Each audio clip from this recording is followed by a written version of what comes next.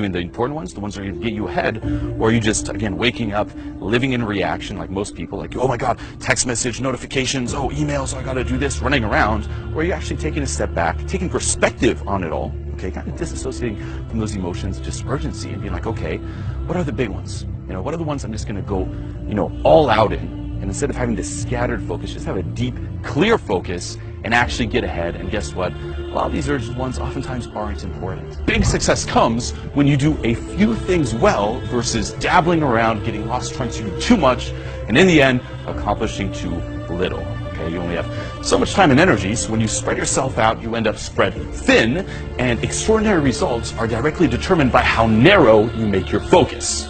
Down inside, you know what you have to do to be successful. But before we get started, let's just say embarking on that path of success, we take a little vacation on Someday Isle. Okay, and this is this magical, wonderful place where we just sit around, dream, and fantasize about all the successful things we will do someday. In the real world of results, things are never equal. Okay, there can't be X amount of things that need to be done of equal importance. There's always one thing that's the most important.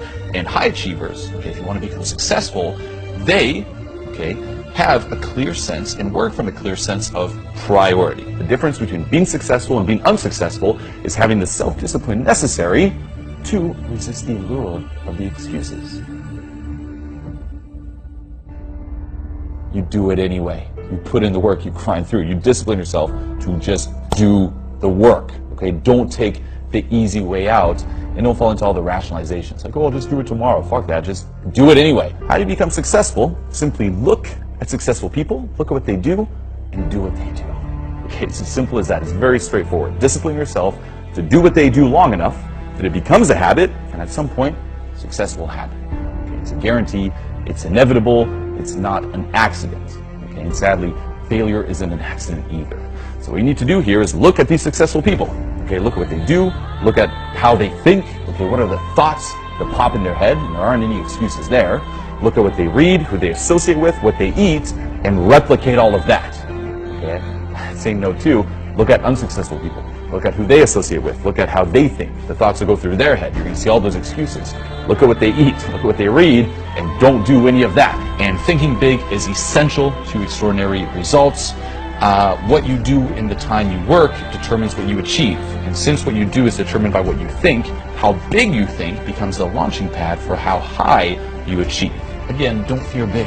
Okay? Fear mediocrity, fear waste, fear the lack of living to your fullest. That's what you should fear, not big.